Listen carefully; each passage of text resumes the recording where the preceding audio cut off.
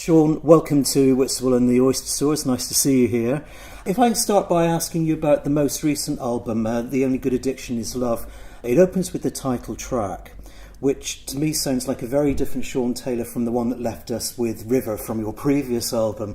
When you were looking to start recording and writing this new album, were you looking for new directions? I'm always looking for new directions. Every time I write a song, or every time I go into the studio, or every time I go on stage, I'm looking for new avenues of expression and songwriting. I love pretty much every kind of music. I'm interested in, from like things like folk, blues, jazz, heavy rock, hip hop. I really enjoy all of those genres of music. So I've never really seen there being kind of boundaries in terms of writing songs. I've never been part of a kind of a movement as such, or a specific genre.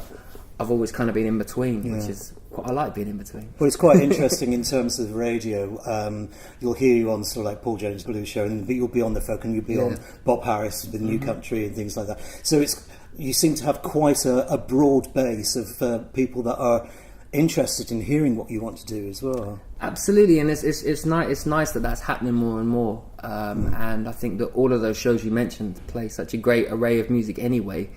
Because it all crosses over blues, folk, jazz. It's kind of similar, I think, in its own way. And music aside, the interesting thing on this last album as well is the range of influences from the other arts, whether it be the visual arts or novelists or poetry.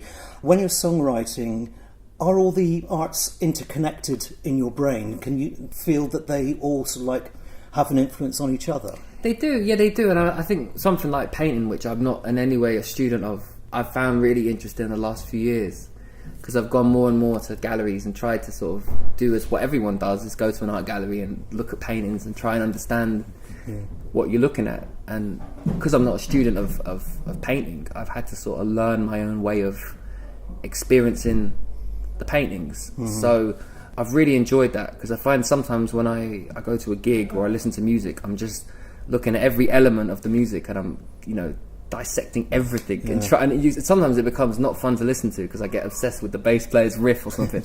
And with paintings, it's just something very beautiful. If you look, there's a song on the new album called Rothko, which is inspired by the abstract expressionist Mark Rothko. And there was just something in the gallery when I saw his paintings. I can't explain what it was, but I just saw them from a distance and thought, wow.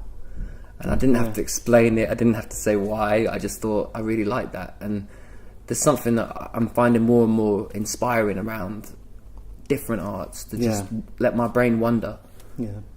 Well, I remember reading somewhere that you'd been reading the poetry of Federico Garcia Lorca, which created just a complete rush of songwriting for you. What was it about his work that's you found inspiration? Well, it's funny, so and I'm not knocking Bob Dylan for this, but there's an opening line of a famous Bob Dylan song called "There Must Be Some Way Out Here." You know what song that is? Well, that's actually the opening line of a Federico Garcia Lorca poem in Poet in New York, and I'm not knocking Bob Dylan for that, but the line is exactly the same. And the greatest songwriters ever, Bob Dylan, Leonard Cohen's daughter's called Lorca, have all studied Lorca, because there's a real sensual enjoyment of language, and a real he's not scared, he's fearless as a songwriter, as a writer, and I think all my heroes are like that. They're sensual but fearless. I had to sort of like adopt quite a wry smile when I found that the Lorca song on the album actually was then an instrumental. Of course. I had to get him. He's inspired a lot of songs. I think the song after that on the album is "Tiene mi alma en tu manos," which is a quote from a Don Winslow book about cartels, actually, because it's a great quote, and there's reference into Lorca in that, because Lorca's words, they kind of create a real beautiful geography, if you like, of great imagery, great Hispanic kind of imagery, and there's lots of flesh and veins and veils, and there's just so many, and blood. Everything's got blood in it with a Lorca poem. So I like that. It's good. Blood's a good thing. Well, blood gives you sort of almost like a carte blanche for where you want to go with this as a songwriter, doesn't it? Are you someone? I mean, we've spoken about visual paintings and poetry and other writings. Are you someone who then files these things away and comes back to them when the time is right? Or is it like when you read The Locker, you've just got to get things down either on paper or into GarageBand or on some sort of machine? It varies. It really varies. That was kind of that was a good day. That was a good day at the office. Yeah. And I think that you have those days, and the key thing is to get it all down. If you've got a good idea, I've always got a notebook with me or a little recorder on my phone just to get riffs down. I've got hundreds of riffs that aren't even just from the last year alone. Just I'm trying to listen to them, make sense of what I was trying to do and how I did it. And I've been at train stations and got my guitar out and just been playing a riff because it's been there. Yeah. So the key is to get it down always, get the idea down, and then don't edit before you've got the idea is what I'm trying to say. Yeah. Don't shoot any idea down before you've actually had the idea. So just get it all down. And some of the songs, River, I think took me 5 or 10 years, between that to write. On the last record, that took me, between 5 and 10 years to write that. I tried that on 3 different albums and it didn't work.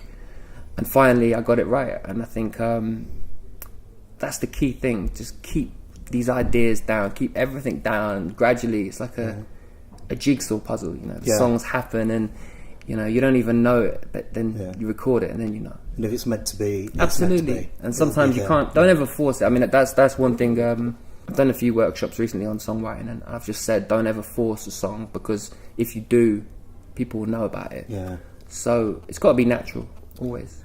Well, these last few albums you've recorded in Austin, Texas with Mark Hallman, who actually is the name I know from one of my favourite Eliza Gilkyson albums, which is Land of Milk and Honey. Oh, wow. Did you actively seek him out? Because of Eliza Gilkyson, actually. Oh, wow. I heard an album called Paradise Hotel, and I just fell in love with that album. I'd not heard much of Eliza's music before that, and I just thought, this is who I want to work with. Not just the fact that the songs were great, but the fact that the way they were recorded was really natural. It was live, but it was also very polished. And through the wonders of the internet, I tracked down this Mark Hallman fella and Congress House Studios, and I got him some of my music and he liked it.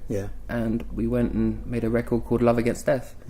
And we've done 4 now. We've done Love Against Death, Chase Night, The Only Good Addiction Is Love, and I've just finished off another one. Oh, you have? This year. We just finished that, and the music is pretty much ready. Well, the music is ready. I'm doing all the artwork now. So every time we work together, it gets better and better. Has that relationship changed over the albums? Absolutely, yeah. I think when we first met each other, it was quite guarded, actually. Both of us were kind of, what's this guy about? We were quite... Were you very artist-producer at that stage? Yeah, there was a kind of a big kind of a clash that was necessary. Not in a in a bad way, but it was like when you meet someone for the first time, and when you give up your songs, you're giving up everything. It's more than me, my songs. So I don't really trust anyone, and they've got to earn the kind of trust. But he did very quickly, and the more I let him do his thing on records, the better. Because he's amazing, a great producer, great musician, great engineer, great singer. He can do everything. But the interesting thing as well is that you're a London lad, and there's songs like River, which I mentioned earlier, and Kilburn, where it's very obvious that you're a London lad, but you've taken them 5,000 miles to record. Was that specifically to work with him, or have you found over the course of those now 4 albums that there's something else about Austin that attracts you to want to work? It's to do with him, really. I find I said to people, to say I've gone to Austin is a bit of a lie. I've been to Austin 4 times, and I've lived in a studio about 9 miles outside of Austin, and worked every day. And I keep meaning to look around because I know it's one of the best cities in the world musically. But to say I know Austin is not true. I know the studio, and I know all the instruments that I've played to death, and it's very much go in there about 12 days we do, and work every day, and maybe have a day off, maybe, and just rest, and then.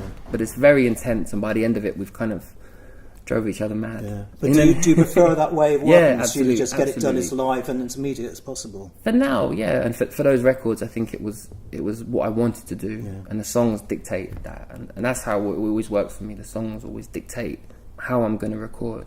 You say there's a new album that you've recorded. Are those songs being tested on the road on this tour? Absolutely. Yeah. It's a kind of a strange process, I find, playing new songs, because you learn them when you're first writing them, and then you try them out at a few gigs and see how they go, and then you take them to the studio, so you have to learn them again, and then you record them and listen to the recording, and then you have to almost learn them again, because you want to make the songs still sound fresh and new.